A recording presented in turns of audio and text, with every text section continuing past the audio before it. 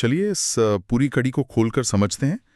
आज के इस विस्तृत विश्लेषण में हमारे पास जो स्रोत सामग्री है वो 12 फरवरी 2026 को हुए अद्वैत एनर्जी ट्रांजिशंस लिमिटेड के अर्निंग्स कॉन्फ्रेंस कॉल के दस्तावेज हैं। हाँ, जिसे बाजार की भाषा में AETL भी कहा जाता है। बिल्कुल, AETL। तो आज का हमारा मिशन बहुत स्पष्ट है। हमें ये समझना है कि कैसे एक पारंपरिक पावर ट्रांसमिशन कंपनी जो सालों से ग्रिड के तार और टावर लगाने का काम कर रही है, वो खुद को फ्यूचर की ग्रीन एनर्जी और गिगा फैक्ट्री मॉडल में ढाल रही है। और वो भी इतनी तेजी से। हाँ, उनके पास 1000 करोड़ रुपए का एक विशाल ऑर्डर बुक है। लेकिन उस बड़े से आंकड़े के पीछे की असली कहानी और वित्तीय रणनीति क्या है, ये जानना बहुत दिलचस्प है। ये जानना इसलिए भी ज्यादा जरूरी हो जाता है क्योंकि ऐतिहासिक रूप से देखा जाए तो ऊर्जा क्षेत्र में बदलाव बहुत धीमी गति से होते हैं। सही कहा। जो ग्रिड इंफ्रास्ट्रक्चर का पुराना और स्थिर बिजनेस है, उसकी अपनी एक अलग चाल है। और दूसरी तरफ ये इलेक्ट्रोलाइजर या बैटरी स्टोरेज और ग्रीन हाइड्रोजन जैसी बिल्कुल नई और तेज गति वाली प्रणालियां हैं। मतलब एक पुरानी कंपनी के लिए इन दोनों के बीच पुल बनाना किसी चलते हुए वाहन के टायर बदलने जैसा है। बिल्कुल सटीक उदाहरण दिया आपने। आज हम केवल इन भारी भरकम आंकड़ों को सतह पर नहीं छोड़ेंगे।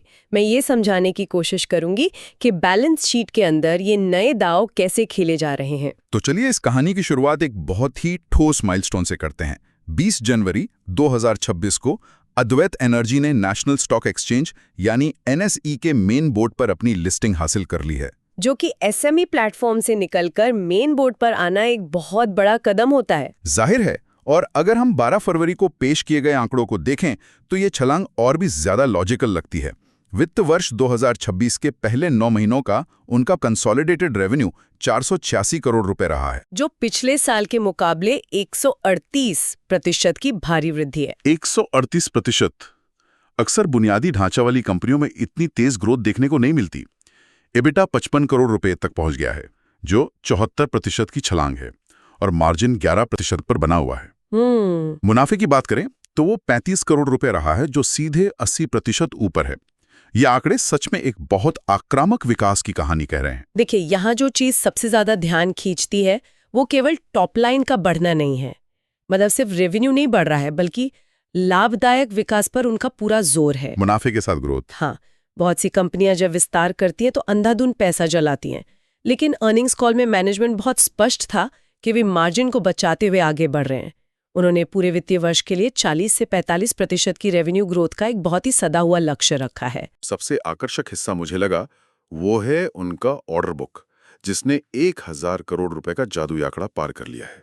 सालाना आधार पर ये 132% की ग्रोथ है। बिल्कुल, लेकिन दिलचस्प बात यह है कि इस 1000 करोड़ के ऑर्डर बुक में 80% से ज्यादा यानी करीब 84% हिस्सा अभी भी उनके पारंपरिक पावर ट्रांसमिशन सॉल्यूशंस यानी PTS से आ रहा है। और जो भविष्य की तकनीक है, न्यू एंड रिन्यूएबल एनर्जी यानी NRE, उसका हिस्सा केवल 16% है। अब यहाँ आकर मुद्दा सच में बहुत रोचक हो जाता है।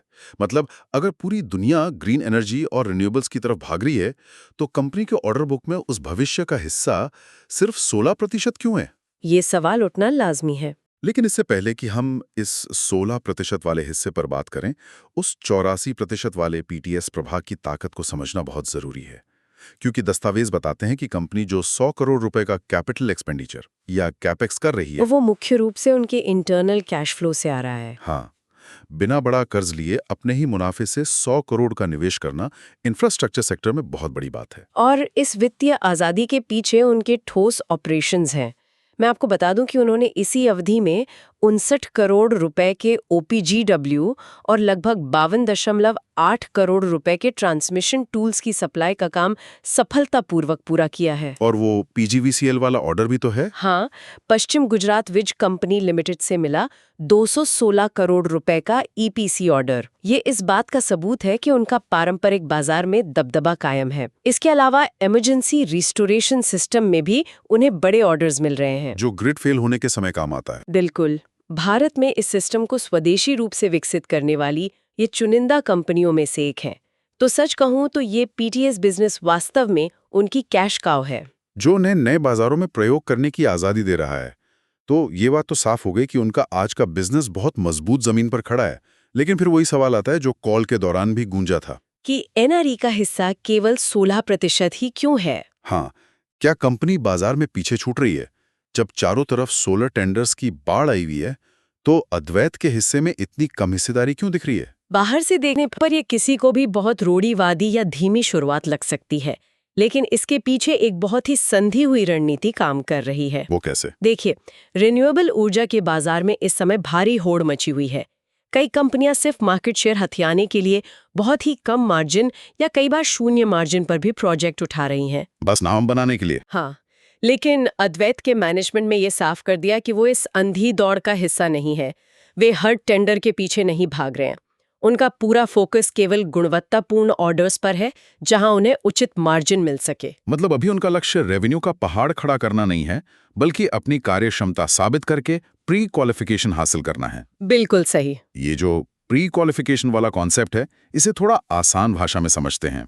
ये कुछ वैसा ही है जैसे कोई नया शेफ शहर में अपना रेस्टोरेंट खोलता है, तो शुरुआत में वो हजारों लोगों की केटरिंग नहीं लेता। हाँ, वो पहले छोटे लेकिन चुनिंदा इवेंट्स करता है, ताकि लोग उसके खाने की क्वालिटी देख सकें, और एक बार साख बन जाए तब वो बड़े ऑर्डर्स मनचाहे दाम पर उठाता है।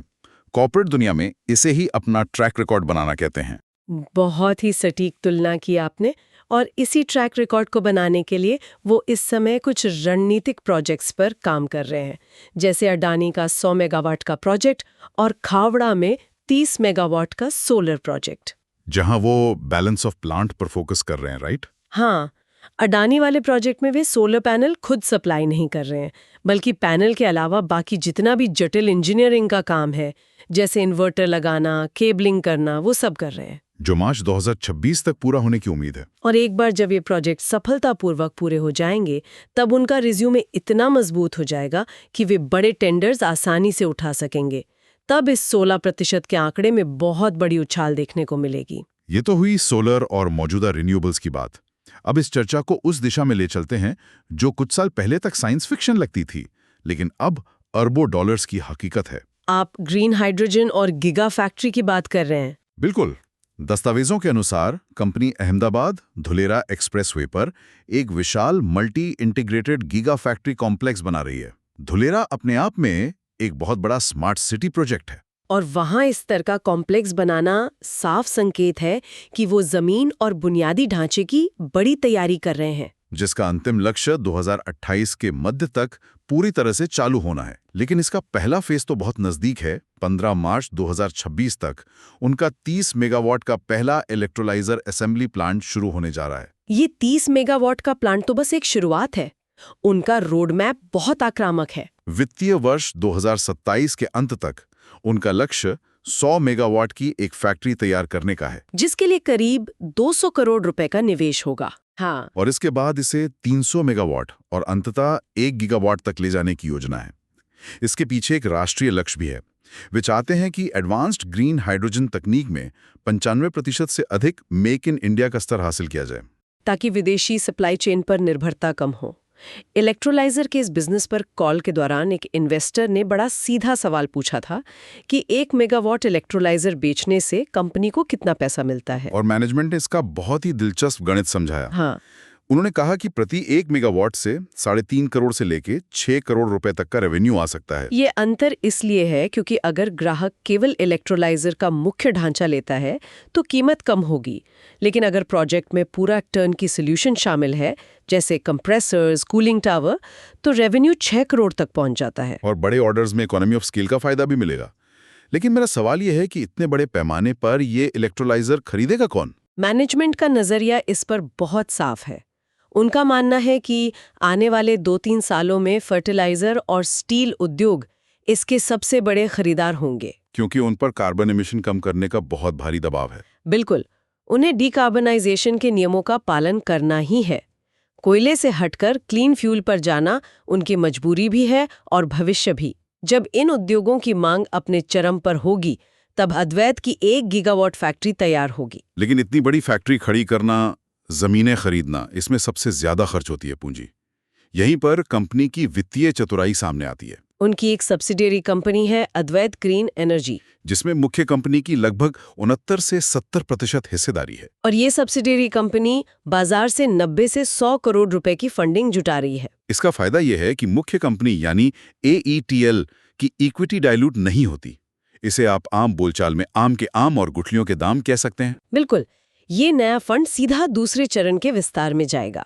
और कंपनी ने ये भी साफ किया है कि वो जो बुनियादी ढांचा अभी तैयार कर रहे हैं वो इस तरह डिजाइन किया गया है कि भविष्य में जब उन्हें 300 मेगावाट या 1 गीगावाट तक जाना पड़े तो उन्हें शून्य से शुरुआत न करनी पड़े। मतलब पहला कदम सबसे महंगा है, उसके बाद का विस्तार काफी किफायती होगा।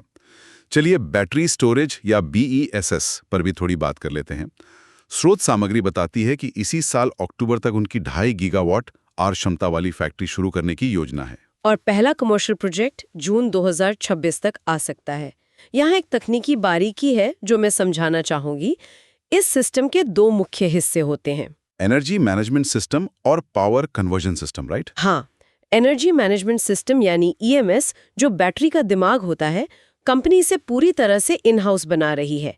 इसके लिए उन्होंने भारत की एक बड़ी EMS कंपनी के साथ पार्टनरशिप की है। और पावर कन्वर्जन सिस्टम के लिए वे बाहरी पार्टनर्स पर निर्भर रहेंगे। से ज्यादा वैल्यू सॉफ्टवेयर में होगी। बिना स्मार्ट सिस्टम के रिन्यूएबल ऊर्जा को ग्रिड में स्थिर रूप से नहीं डाला जा सकता। ये बिल्कुल, वो केवल बाहर से बैटरी सेल लाकर असेंबल नहीं कर रहे हैं। उनका लक्ष्य पूरी वैल्यू चेन पर नियंत्रण करना है, जिसमें ऑपरेशंस और मेंटेनेंस भी शामिल है। ये सब योजनाएं कागजों पर तो बहुत शानदार लगती हैं, लेकिन अर्निंग्स कॉल में एक विश्लेषक ने एक बहुत ही चुभता हुआ सवाल पूछा था। मार्जिन में गिरावट वाला सवाल। हाँ, उन्होंने पूछा कि जब कंपनी का रेवेन्यू 138% बढ़ रहा है तो पिछले कुछ तिमाहियों से कंपनी के मुनाफे के मार्जिन में गिरावट क्यों देखी जा रही है? ये सिकुड़ते मार्जिन का क्या मतलब है? देखिए, जब एक कंपनी जिसका मुख्य काम तारों और टावरों का है, वो अचानक से ग्रीन हाइड्रोजन और बैटरी स्टोरेज जैसे बिल्कुल नए और तकनीकी क्षेत्र में उतरती है, तो शुरुआती संघर्ष होता ही है। नए बाजार में भरोसा जीतने के लिए मार्जिन की कुर्बानी देनी पड़ती है। बिल्कुल, आप पहले ही दिन प्रीमियम मुनाफे की उम्मीद नहीं कर सकते। मैनेजमेंट ने इसे बहुत पारदर्शी रूप से स्वीकार किया। मतलब इसे मुनाफे का नुकसान नहीं बल्कि नए बाजार की एंट्री फीस के रूप में देखा जाना चाहिए। हाँ, ये एक अस्थायी दौर है। कंपनी अभी क्षमता निर्माण के चरण में है। उन्हें विश्वास है कि जब 2-3 साल में ये नए प्रभाग पूरी क्षमता पर आ जाएंगे तो मार्जिन वापस अपने ऐतिहासिक स्तर पर लौट आएगा, जो कि 12 से 13% के आसपास रहा है। और इस बीच उनका पुराना PTS बिजनेस लगातार कैश उत्पन्न करता रहेगा ताकि नए विजन को बिना किसी वित्तीय संकट के पूरा किया जा सके। आज के इस विश्लेषण से जो तस्वीर उभरती है वो एक बेहतरीन संतुलन की कहानी है। एक कंपनी अपने आज के स्थिर बिजनेस की नींव पर कल की जोखिम भरी ग्रीन टेक्नोलॉजी की इमारत खड़ी कर रही है। जो टावर वो आज बना रहे हैं, कल उसी ग्रिड का उपयोग करके वो इलेक्ट्रोलाइजर और बैटरी स्टोरेज से ऊर्जा का संचार करेंगे। ये केवल तकनीक का नहीं, पूरी कंपनी के DNA का बदलाव है। और श्रोताओं के लिए यह समझना आवश्यक है कि ऊर्जा क्षेत्र में यह बदलाव केवल बड़ी पूंजी का खेल नहीं है। ये सही समय पर सही तकनीक की पहचान करने का साहस है। जो कंपनियां इस संतुलन को साध लेंगी, वही आने वाले दशकों में बाजार पर राज करेंगी। तो आज की इस गहरी चर्चा को हम यहीं विराम देते हैं। हमने देखा कि कैसे अद्वैत एनर्जी अपने 1000 करोड़ के ऑर्डर बुक और धोलेरा के गिगा फैक्ट्री मास्टर प्लान के सहारे आगे बढ़ रही है। लेकिन जाने से पहले श्रोताओं के लिए एक विचार मैं छोड़ना चाहूंगा जो इन दस्तावेजों की गहराई से ही उपजा है। ये विचार पूरी ऊर्जा क्रांति की दिशा पर एक बड़ा सवाल उठाता है। बिल्कुल, अगर अद्वैत जैसी एक चपल कंपनी इतनी तेजी से खुद को बदल सकती है, ग्रीन हाइड्रोजन और बैटरी स्टोरेज के लिए अपनी दिशा मोड़ सकती है, तो इसका विश्व के पुराने पावर ग्रिड सिस्टम पर क्या असर पड़ेगा? क्या भविष्य में इस हरित क्रांति के सामने सबसे बड़ी चुनौती नई तकनीक का न होना होगी, या फिर इन विशालकाय गिगा फैक्ट्रीज को खड़ा करने के लिए आवश्यक जमीन और कच्चे माल की भौतिक सीमाएं हमारे आड़े आएंगी? क्या हमारी धरती वास्तव में इन गीगावाट पैमानों के खनन को संभालने के लिए तैयार है, या हम एक समस्या को सुलझाने के लिए दूसरी भौतिक समस्या खड़ी कर रहे हैं? इस खुले विचार के साथ हम आज का ये डीप डाइव विश्लेषण यहीं समाप्त करते हैं। इस जटिल विषय पर हमारे साथ जुड़ने के लिए धन्यवाद। अगली बार फिर मिलेंगे।